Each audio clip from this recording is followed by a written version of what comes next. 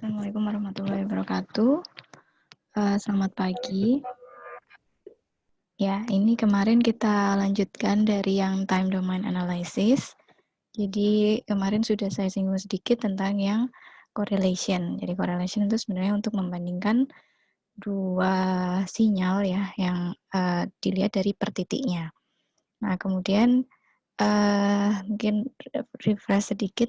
Ada kemarin kalau misalnya korelasi biasa itu masih ada kelemahan karena dia hanya melihat per titiknya. Kemudian untuk mengatasi itu ada namanya cross correlation. Jadi cross correlation ini diubah fasanya, jadi digeser sedemikian sekian detik gitu ya, ke kanan atau ke kiri, nanti dicari sampai titik maksimumnya dia berkorelasi. Jadi contohnya kalau yang di gambar yang pertama itu dia digeser ini yang pertama tidak digeser, jadi 0 derajat ya. Jadi 0 derajat dia masih korelasinya 0. Kemudian kalau digeser ke kanan 45 derajat, korelasinya 0,71. Jadi ada peningkatan korelasi, karena kalau misalnya sekilas kita lihat ini sama-sama sinyal sinus atau kosinus yang beda amplitudenya. Tapi kalau kita korelasikan langsung, dia nggak berkorelasi karena tidak banyak titik yang pas. Kemudian kalau misalnya kita geser 90 derajat, dia korelasinya jadi 1. Jadi di sini cross correlation dia akan terus bergeser sampai ketemu maksimum correlation-nya. Jadi dari data yang kita punya, kita bandingkan ke signal reference-nya. Signal reference-nya bisa macam-macam, tapi yang paling gampang adalah sinyal sinus. Nah, kemudian kita geser sepanjang waktu itu sampai ketemu nilai maksimumnya. Jadi dia akan bergeser fasenya secara otomatis, kita sendiri yang ngatur nanti di coding sampai ketemu maksimumnya. Kalau untuk yang kasus sinyal ini karena sama-sama sinus dia digeser ketemunya nanti 90 derajatnya atau digeser 90 derajat ya. Kalau misalnya kita plotkan di sini sekitar ketemu maksimumnya di sini 0,1 sekian lah ya, 0,1 hampir tengah-tengah 0,15 mungkin. Jadi ini dapat 1 korelasinya maksimumnya. Jadi kalau misalnya 0,1 sekian, kalau kita hitung pakai yang awal-awal itu, dia akan bergeser sekitar fase 90 derajat. Jadi kalau ditarik balik ke rumus yang dulu, jadi kalau 90 derajat dia ada perbedaan fase atau bergeser sekian detik. Jadi di sini sekitar 0,15 detik. Nah, ya ini nanti mungkin kalau misalnya ini kan bisa lebih kalau di MATLAB. Secara umum rumusnya dia pakai sama kayak kemarin correlation Rx. Kalau kemarin kan correlation Rxx ya. Jadi kalau yang di sini cuman ganti karena dia membandingkan dua sinyal. Jadi Rxy. Dengan K ini adalah waktu untuk pergeserannya atau shift variable, atau biasanya disebut sama lags atau bisa juga time lags gitu ya. Jadi nanti time lags itu adalah waktunya berapa dia harus bergeser untuk bisa mencapai maksimum correlation. Rumusnya sama kayak kemarin correlation, cuma ditambah ada times-nya ini, time lags-nya ini. Time lags-nya ini nanti bisa bentuk derajat, tapi umumnya karena time lags itu jadi bentuknya dia adalah time ya, time shift atau second. Ini kalau misalnya ini saya kemarin pakai contoh yang di buku yang kemarin sudah saya tunjukkan. Ini juga saya upload di aula nanti yang contoh sinyalnya. Jadi sebenarnya yang di buku itu dia punya M-file sendiri disediakan. Biasanya itu ada disediakan satu folder untuk ini. Tapi yang buku ini kok saya nggak nemu. Padahal ini kalau misalnya kalian login pakai akunnya UNER yang pakai remote access, kalian bisa download full ya bukunya. Jadi tanpa harus baca. Tapi sayangnya nggak disediakan M-file-nya. Biasanya ada yang langsung disediakan M-file, jadi kita tinggal pakai aja. Nah, ini ada beberapa yang enggak, jadi saya akali pakai data yang lain gitu. Sama-sama data EEG, ini kemarin yang kita coba. Sebenarnya EEG-nya ini sekitar 30 menit, tapi ini cuma saya potong jadi sekitar 3 menitan kayaknya. 3 menit atau bahkan 3 detik, cuma 3 detik ya. Jadi frekuensi samplingnya ini karena punya punyanya alat 512. Nah, kita mau cross correlation kan sama frekuensi 6,5 sama 14. Jadi nanti selang waktunya dari 0 sampai jumlah datanya. Di sini jumlah datanya sekitar 1536. Kalau mau dihitung detiknya berarti tinggal dibagi frekuensi sampling. 1536 dibagi 512, sekitar 3 detikan ya. Kita 3 detik.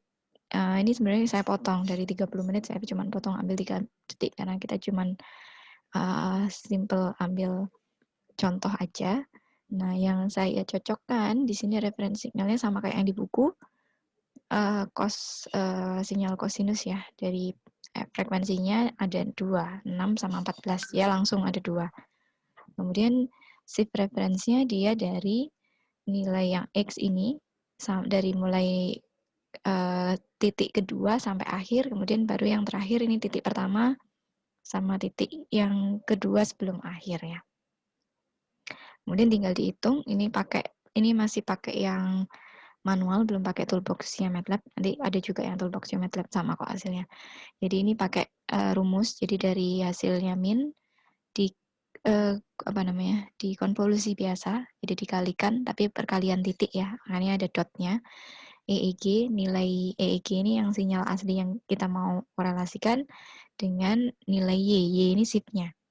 Jadi digeser berdasarkan pergeseran K-nya. Jadi yang digeser EEG-nya nanti. Sinyal X-nya tetap. Jadi kita bikin sinyal X sinus 6,5 Hz sama 14 Hz dari rentang waktu sama kayak yang EEG, nanti EEG-nya digeser gitu. Nanti dicari maksimum correlation-nya. Kemudian ini untuk plotting. Di sini untuk sebenarnya dibagi 4 karena biar jelas aja kan kalau misalnya tapi pun sebenarnya kalaupun nggak dibagi 4 ya nggak masalah, dia masih nggak terlalu lebar. Kalau yang data saya ini kan nggak terlalu panjang waktunya, jadi masih tetap kelihatan tanpa harus disetting limitnya. Kalau yang di buku mungkin datanya panjang, jadi dia hanya men-setting detik kedua sampai 2,6. Kalau yang ini saya langsung tampilkan semua tanpa saya scaling, jadi langsung keluar hasilnya seperti ini. Jadi ini sinyal aslinya, kemudian ini salah satu ya, ini kalau nggak salah ini yang terakhir ini yang 14, jadi 14 atau 6,5, ini 6,5 kayaknya. Jadi 1 detik ada 6,5 gelombang. Kemudian ditampilkan dicocokkan gitu ya, dikorelasikan sama yang sinyal asli. Ini untuk yang 6,5, yang ini yang 14. Jadi kelihatan frekuensinya lebih rapet yang 14. Kalau kita lihat hasilnya, correlation-nya dia lebih banyak yang ini ya, lihat dari sini aja, correlation-nya lebih tinggi yang 6,5 untuk kasus yang ini. Jadi nanti kalau yang di buku, sebenarnya saya pakai buku ini, nanti juga saya upload buku ya. Jadi di sini mintanya lebih cocok yang mana? 6,5 atau yang 14. Kalau yang di sini hasilnya lebih bagus yang 14 kayaknya. Nah, dia lebih bagus di 14, tapi untuk yang kasus data yang saya punya, dia lebih cocok yang 0,3, yang ini, yang 6,5. Tapi ini pun sebenarnya nggak cocok-cocok banget, jadi hanya nggak terlalu tinggi ya, 0,3 dari harusnya dia range-nya 0 sampai 1 atau minus 1 sampai 1. Ini kan masih 0,3, jadi artinya masih rendah sekali. Jadi untuk kasus-kasus data yang real, seperti apalagi non-stationer yang nggak punya pola, itu biasanya masih perlu ada yang advance lagi. Jadi ini dasar sekali, jadi paling nggak kita masih bisa lihat titik-titik yang ini, karena kan memang nggak pas ya, karena kita istilahnya maksa untuk yang sinyal sinus dicocokkan sama yang sinyal asli. Jadi memang masih banyak kekurangan. Nah, ini sebenarnya yang dipakai di Fourier. Tapi kalau misalnya ini kan cuma 2 sinyal. Nah, nanti kalau misalnya ini bisa nggak kalau misalnya dari frekuensi 1 sampai ke semuanya gitu. Jadi nggak usah kita ubah ganti satu-satu gitu ya. Nanti ada di lanjutannya. Jadi dia nggak hanya cuma 2 frekuensi, tapi dari semua frekuensi. Itu sebenarnya yang dipakai di Fourier. Jadi Fourier ngecek dari frekuensi 1 sampai ke frekuensi yang paling tinggi, tergantung Nyquist-nya. Kalau misalnya frekuensinya dia misalnya 100, berarti dia maksimal yang dicek adalah setengah dari frekuensi tertingginya, yaitu 50. Jadi nanti kalian lihat di plotnya, terus frekuensinya di maksimal pasti 50. Jadi itu dia ngecek dari 1 sampai ke 50, ada atau enggak. Jadi pakai cross correlation. Tapi sebenarnya enggak sesimpel itu. Dia ada tambahan karena nanti dia menghitungnya pakai fast Fourier transform. Karena kalau misalnya kita ngitung satu-satu itu kan lama ya. Satu ngecek. Ini kalau 2 tadi lumayan enggak terlalu lama. Nanti kalau 3 atau banyak, dia pasti akan agak keluarnya agak lama loadingnya. Karena dia harus ngecek satu, kemudian satu lagi, 3, dan kalau jumlahnya banyak ya waktunya akan lama. Tapi kalau yang di Fourier dia pakai namanya fast Fourier transform. Jadi ada perkalian tapi intinya di dalamnya sebenarnya sama kayak cross correlation. Jadi di sini time shift-nya, jadi dia kan mencari nilai maksimum ya, maksimum correlation. Jadi untuk dapat nilai maksimum ini udah mentok maksimumnya cuma 0,3 sama 0,1. Kalau kita lihat lagi masing-masingnya ini dikeluarkan sendiri-sendiri ya, tanpa lihat max, kita bisa lihat di RxJ. RxJ-nya, nah ini dari masing-masing titik dari 0 sampai dari data pertama sampai data ke 1536, dia lihat korelasinya. Yang paling tinggi ini kan nggak terlalu bagus ya, yang paling tinggi dapatnya yang ini tadi. Nah, dia dapat nilai ini setelah digeser ke detik ini, 1350. Ini time sampling ya, masih belum detik. Jadi data ke 1350 sama untuk yang frekuensi 14 dia data ke 175. Jadi ini lags-nya atau time shift-nya. Jadi dapatnya sekian. Nah, untuk yang selanjutnya ada lagi yang namanya zero padding. Jadi zero padding itu kalau diilustrasikan sebenarnya sama kayak cross correlation, cuman kalau cross correlation datanya itu kan kalau mau digeser dia harus sama atau kurang dari itu, jadi biar bisa digeser. Nah, kalau misalnya kita datanya sama atau bahkan lebih, kita cuman gesernya cuman bisa 1 atau 2 posisi gitu ya, nggak bisa lagi yang lain, yang belakangnya udah nggak ada yang dicocokkan gitu. Kalau misalnya nanti digeser, kemudian waktu ininya lebih sedikit, berarti kan nggak ada lagi yang dicocokkan. Nah, di sini zero padding itu dia buat yang sebelumnya sama yang setelahnya dari sinyal yang dicocokkan tuh 0. Jadi referensinya kanan kiri ya 0 kalau misalnya yang dipakai kurang dari atau jumlahnya nggak sama. Jadi di-nolkan. Sebenarnya sama kayak yang di sini, yang kalau yang dipakai sama MATLAB itu sebenarnya dia pakai cross correlation yang zero padding. Jadi kalau kita pakai toolbox-nya MATLAB, dia otomatis default-nya kayak zero padding ini. Jadi kalau yang tadi kita cobanya pakai min, pakai yang ini ya, pakai masih nilai kita buat sendiri. Nah, kita sekarang coba di sini Xcore, tapi sebenarnya hasilnya nggak terlalu jauh. Cuman di sini frekuensinya langsung dari 1 sampai 30. Jadi kalau yang tadi kan cuma 2 ya. 2 reference aja signalnya, 6,5 sama 14. Di sini langsung dan kita pakai MATLAB-nya atau toolbox-nya MATLAB jadi Xcore. Jadi langsung di sini. Kalau Xcore ini dia langsung pakai zero padding tadi. Jadi kalau misalnya 1 ya sisanya di 1 Hz, yang 1 Hz kan cuman satu puncak, satu gelombang. Nah, sisanya kanan kirinya di nolkan. Nanti kalau sampai 30 ya sisanya kalau masih ada sisa dikasih 0, kalau nggak ada sisa ya udah kayak gitu ya. Datanya sama, data EEG yang tadi. Kalau gitaran, nah ini agak lama karena dia mulainya banyak yang diatur.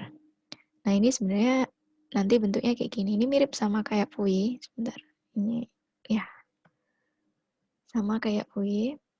Jadi di sini dia bandingkan 2 di sini. Jadi ada yang pakai Xcore, ada yang pakai crosscore. Crosscore-nya ini dia bikin sendiri. Jadi ada function tersendiri nanti. Function crosscore ini dia pakai perhitungan yang manual, yang sama kayak yang di awal tadi. Jadi dia bandingkan antara yang crosscore sama yang Xcore atau yang toolbox-nya MATLAB itu sebenarnya nggak jauh beda, jadi sama titiknya. Jadi yang bintang ini yang pakai toolbox, yang garis ini pakai yang crosscore atau kebalik ya. Maxcore sama Maxcore. Yang ini adalah RxJM. Oh ya, yang ini adalah yang pakai bintang adalah yang toolbox MATLAB. Jadi ini dikasih MATLAB ya. Kalau yang ini pakai yang hasil crosscore yang manual tadi. Jadi hasilnya nggak terlalu jauh beda sama yang awal. Cuman di sini titiknya nambah, titiknya banyak. Kalau yang tadi cuma 2, nah di sini titiknya ada 0 sampai 30. Nah, kalau yang dilihat di sini, yang paling amplitudenya tinggi atau mendekati korelasinya tinggi ada di frekuensi sekitar ini 2 atau berapa ya. Sebentar saya kasih titik. Sekitar 0,9 sorry 1,5. Jadi X-nya 1,5. Jadi di frekuensi 1,5. Jadi dia yang paling mendekati cocok atau sekitar korelasinya 0,9 itu ada di frekuensi 1,5. Jadi nanti kalaupun kalian mau cocok-cocokan satu-satu kayak yang tadi, kalian pilih 1,5 nilainya hasilnya sama 0,9. Jadi yang pakai yang ini tadi kalian ganti ininya 1,5 itu pun sama hasilnya. Nah kalau yang di sini udah langsung dari semua rentang frekuensi. Jadi dia udah nggak cuma 2 reference signal tapi udah banyak. Jadi dari 0 sampai 30 dengan perpindahannya sekitar 0,5. Jadi sekitar 60 ya, 60 yang diatur. Jadi makanya nanti agak lama hitungnya daripada yang cuma 2 tadi. Yang dipakai di sini udah mirip sama Fourier, tapi kalau Fourier X-nya frekuensi sama, Y-nya yang beda. Kalau di sini Y-nya adalah koefisien correlation ya. Jadi kalau misalnya ini jadi 0 sampai 1, yang semakin tinggi ini ya berarti semakin mendekati korelasi maksimum. Kalau yang di Fourier itu kan yang Y-nya adalah magnitude ya, jadi seberapa banyak jumlahnya. Kalau dia semakin tinggi berarti komponen frekuensi itu semakin banyak ada di dalam suatu sinyal. Kalau yang ini berarti konsep korelasi. Kalau misalnya ini semakin tinggi atau mendekati 1 berarti pergeseran atau yang untuk cross correlation-nya adalah yang paling cocok di frekuensi reference 1,5 Hz ini. Jadinya itu intinya sama. Nanti mungkin bisa dicoba-coba lagi sendiri. Nanti saya upload. Kayaknya sudah saya upload di aula. Jadi kalian sudah tinggal functionnya sudah atau belum. Nanti kalau misalnya belum, nanti saya cek lagi ya. Yang cross core tadi. Ini kalau nggak saya update. Ini kayaknya cuman yang correlation biasa sama correlation signal biasa ini. Yang pertama, yang kedua belum. Tapi nanti pun kalau misalnya kalian mau coba sendiri dari sini, di sini sudah ada. Saya ambil dari sini sebenarnya. Cuman datanya aja yang saya ganti. Nah, di sini kalau Xcore bisa kita tentukan max lag-nya. Max lag-nya berapa. Jadi dia langsung keluar waktu yang dibutuhkan untuk dapat maximum correlation. Functionnya di sini nanti bisa dibuat sendiri. Ini juga tinggal copy, tinggal dibikin function crosscore. Kemudian ini hasil yang tadi, coding untuk yang kedua. Cuman datanya aja yang saya ganti sama frekuensi sampling. Ya ini saya ganti. Ini ya tadi saya ubah dikit sampai 30, tapi nggak apa-apa, ini kan semakin banyak frekuensi dia semakin ini. Nilainya hampir sama lah. Kalau yang di sini dia yang paling mendekati korelasi maksimum di titik berapa ini ya? Hampir antara 8 lah ya ini ya harusnya. 7 atau 8. Ini sekitar 8. Jadi karena dia pakai data EEG, kalau misalnya EEG itu kan ada gelombang otaknya, jadi dari 0 sampai 4 itu gelombang delta, 8 sampai 12 itu alfa. Nah, kayak gitu. Jadi di sini dia kalau misalnya 8 berarti dapatnya alpha wave. Jadi ini nanti kita pakai lagi nanti di frekuensi ya. Jadi ini time domain tapi sebenarnya nanti dipakai juga di frekuensi karena nanti ujung-ujungnya informasi yang diambil adalah frekuensinya. Kemudian selain ada zero padding, Ini ada contoh-contoh yang lain ya, nanti bisalah dibuka juga atau dicoba. Cuman masalahnya kita nggak punya neural data ini, tapi bisa dicoba pakai data yang lain, nggak masalah. Seketemunya data. Jadi ini contoh yang lain. Nah, ini kalau yang contoh ketiga, kalau misalnya kita nggak punya atau sinyal referensi yang kita punya itu lebih kecil dibanding sinyal aslinya atau jumlah panjangnya nggak sama.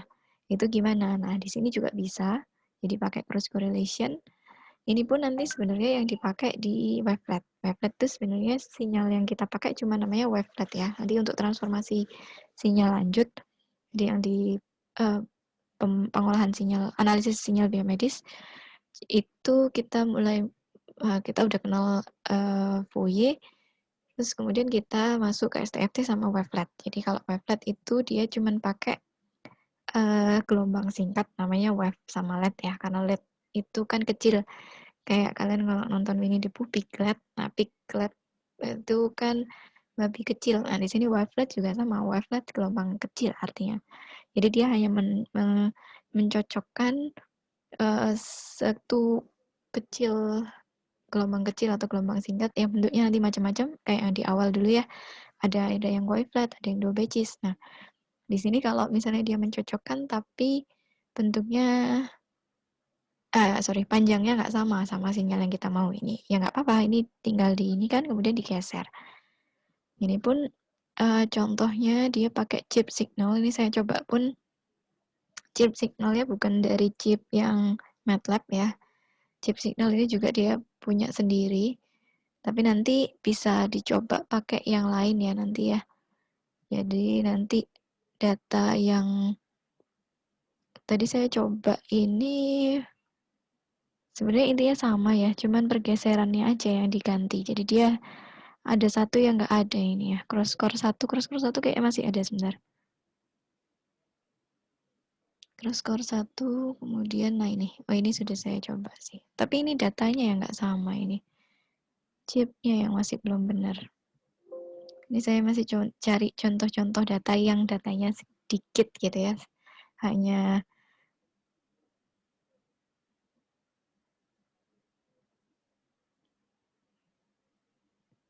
ini tadi saya belum coba data yang ininya, tapi mungkin bisa juga pakai yang contoh-contoh yang di YouTube ya. Yang di YouTube ini juga dia contohkan banyak sebenarnya contoh MATLAB yang pakai Xcore atau data yang harusnya dari MATLAB ya. Tadi saya lihat align signal, tapi belum saya coba di sini.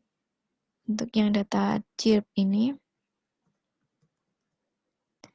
nanti kalau misalnya ini saya coba ya sambil nanti dicari-cari. Tapi sebenarnya kalau misalnya di sini pun tetap sama. Jadi di sini dia pakai function sendiri cross core karena dia hitung di sini dia hanya pakai beberapa selang waktu ya untuk semuanya. Jadi digeser berdasarkan ini. Jadi kalau misalnya unequal length dia tinggal pakai ini ya pergeserannya berapa, dihitung max length-nya kemudian digeser. Tetap intinya digeser sesuai waktunya, perpindahan waktunya. Misalnya kita pengen ubah berapa shift-nya, nah itu nggak masalah. Dan perhitungannya tetap sama karena sebenarnya tiga ini tadi, entah itu cross correlation, zero padding, atau yang ini, itu sama-sama masuk ke correlation. Jadi intinya membandingkan dua sinyal. Jadi secara rumus atau secara ininya sama ya, sama pakai min atau pakai core X core. Tapi kalau pakai X core nanti jatuhnya ke zero padding. Jadi kalau mau kita bikin sendiri ya pakai rumus ini. Min dikalikan konvolusi dari sinyal yang kita mau bandingkan dikalikan dengan pergeseran waktunya atau Y-nya. Kemudian ada satu lagi selain yang tiga tadi, jenisnya ini juga paling sering yaitu autocorrelation. Jadi kalau misalnya kita cuma punya satu sinyal, apakah tetap bisa ini gambarnya masih belum saya ganti ya. Ini masih jadi apakah tetap bisa kita hitung correlation-nya? Jawabannya bisa, yaitu pakai self cross correlation atau yang biasa disebut auto correlation. Ini lumayan sering dipakai karena biasanya untuk sinyal-sinyal yang kompleks kita mau membandingkan sinyal dengan referensi yang biasa, yang simple itu pun nggak bagus. Jadi caranya adalah membandingkan dengan dirinya sendiri, cuman waktunya aja yang digeser. Jadi waktunya pun pergeserannya ya berdasarkan sinyal yang kita punya itu. Jadi nanti contoh autocorrelation ini saya belum tadi di YouTube banyak juga sih. Saya belum sempat cari ya, saya belum sempat contohkan. Autocorrelation tadi saya sempat lihat itu dia pakai line signal. Nanti mungkin bisa dicoba juga. Banyak contoh di YouTube untuk data-data yang sederhana. Kita coba dulu yang data sederhana. Karena sebenarnya saya untuk kebutuhan dari sinyal itu saya jarang pakai yang time domain. Jadi saya jarang main-main di autocorrelation. Tapi pun kalau misalnya kalian mau cek autocorrelation ya, rumusnya di sini ada. Cuman datanya ini pakai data yang simple aja. Jadi di sini dia bikin function sendiri kalau yang di sini. Jadi sebentar contohnya. Nah, dia pakai function 2 ini, cross core 2. Saya tadi masih belum nemu juga cross core 2 itu di mana functionnya. Jadi harus dibikin dulu functionnya. Ini karena kita bukunya dapatnya cuma bukunya aja tanpa M-file-nya, agak kesulitan di sini. Tapi nanti bisa pakai correlation biasa, cuman hanya diganti aja simbolnya. Ini pakai yang ini. Jadi kalau yang tadi cross correlation itu XY. Nah kalau yang cross atau correlation artinya karena dia dengan dirinya sendiri, berarti XX. Tinggal berarti sinyalnya itu ya sinyalnya itu juga yang dibandingkan. Cuma nanti lags-nya aja yang beda. Jadi nanti pergeserannya misalnya yang aslinya sekian, dia digeser sekian, cocoknya gimana. Jadi membandingkan dengan dirinya sendiri. Ini nanti saya coba cari-cari lagi ya contohnya. Tadi saya coba lihat di YouTube yang paling gampang itu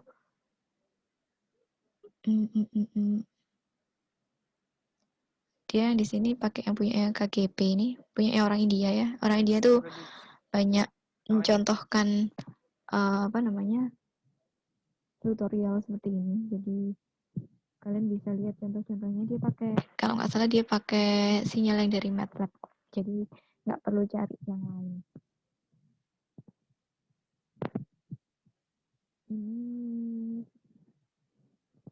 Nah, beberapa contoh yang kayak gini kalian nanti bisa ikuti.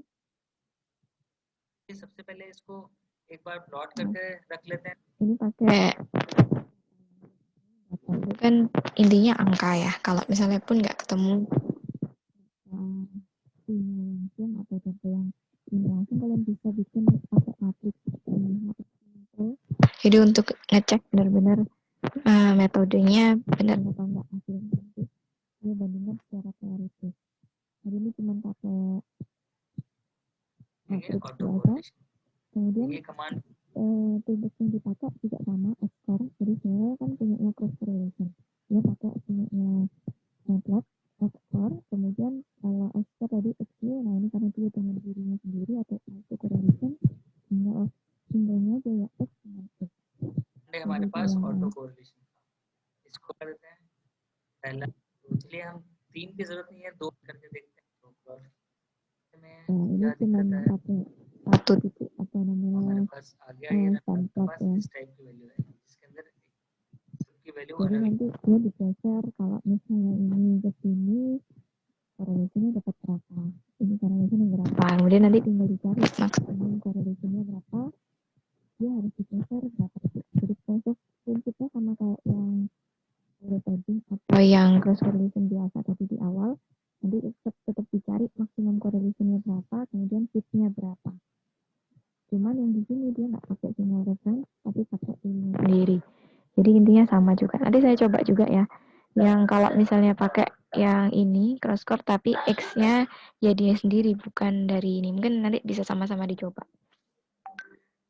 Kemudian saya lanjut dulu. Nanti Nah, ada juga yang namanya, selain ada autocorrelation, ada juga yang namanya autocovariance. Jadi kemarin, atau cross variance. Kemarin kan kita cuma tahu ada covariance aja ya. Covariance kan sama kayak varian sebenarnya, tapi di sini juga bisa dibandingkan antara dua sinyal. Jadi antara sinyal referensinya atau dengan dirinya sendiri. Jadi kalau auto berarti ya dengan dirinya sendiri, kalau cross variance berarti dengan sinyal lain. Secara rumusnya sama kayak covariance biasa, cuman di sini dibandingkan dua, jadi ada XY atau XX nanti. Dan kemudian dia juga sama digeser berdasarkan time shift-nya. Time shift-nya tetap sama kayak yang prinsipnya cross correlation, jadi dihitung dari gesernya 0 sampai waktu tertentu atau K-nya. Jadi di sini salah satu, maksudnya beberapa contoh cara-cara untuk menghitung analisis dari domain waktu ya. Jadi ada macam-macam nanti di sini. Ini sebagai yang dasar yang paling banyak dipakai. Jadi dari sini kita bisa tahu oh korelasinya antara ini dengan ini atau mungkin nanti bisa merambah ke waktu ke frekuensi gitu. Jadi ini hanya contoh-contoh saja, nanti untuk aplikasinya nanti sesuai kebutuhan. Jadi misalnya kalian pun untuk menganalisis suatu sinyal ternyata nggak cukup dengan satu fitur ini atau satu jenis perhitungan, nanti boleh ditambah yang lain. Jadi nggak hanya berpaku satu ya. Secara teoritis memang kalau misalnya ini dihitung dulu. Jadi kalau misalnya Pak Akif, ada orang yang tipenya theoretical approach sama experimental approach. Kalian tinggal suka yang mana? Suka yang ngitung dulu, baru dicoba, atau suka ya udah coba aja lah nanti gimana hasilnya kita analisis, coba lagi trial and error. Itu namanya experimental approach. Tinggal kalian suka yang mana. Kalau memang oh harus dihitung dulu, nanti kalau seperti ini berarti kalian suka teoretik. Nah itu kalau suka teoretik berarti nanti main-mainnya harus sesuai prosedur. Jadi ini dicoba dulu, kemudian dihitung hasilnya seperti apa. Kalau misalnya eksperimen ya udah coba aja sinyalnya kayak gimana, kita lihat plot. Kemudian nah kalau misalnya saya sebenarnya lebih ke eksperimental. Nanti kalau misalnya yang teori saya nanti setelahnya. Jadi dapat dulu hasilnya baru saya analisis, coba dulu baru ini. Nah, tapi kalau misalnya Pak Akif lebih suka yang theoretical approach. Jadi dihitung dulu sesuai teorinya seperti apa, kemudian dicoba. Nah, harusnya sesuai dengan teori karena sudah dihitung dengan benar. Nah, yang nggak sama apanya? Nah, seperti itu sama. Untuk cara menganalisisnya tinggal beda approach-nya aja ya. Nanti boleh kalian tinggal karena setiap orang punya preference masing-masing, dia sukanya yang mana. Nah, kalau misalnya ini memang harus dicoba-coba ya. Jadi kalau misalnya kayak saya eksperimen, saya lihat cirinya dulu, saya plot dulu biasanya, kemudian cirinya apa yang bisa membedakan antara misalnya ini, seperti ini, resting sama mediatif.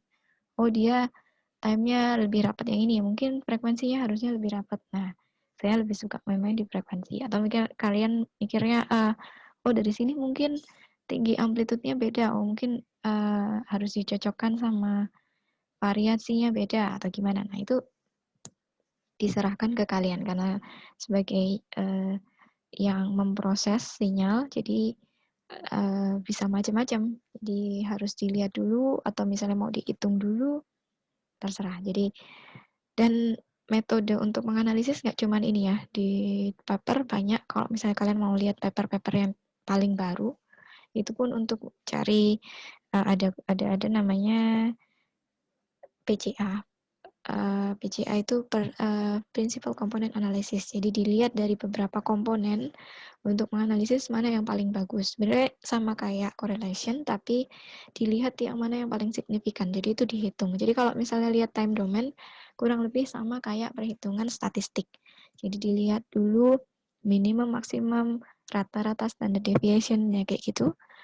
Nah, kemudian baru dilihat mana yang paling bagus untuk bisa mendeskripsikan. Jadi intinya sebenarnya untuk processing signal ini kalian cari informasi yang paling bisa membantu kalian untuk menganalisis suatu sinyal. Misalnya kalian mau membedakan antara resting sama mediatif.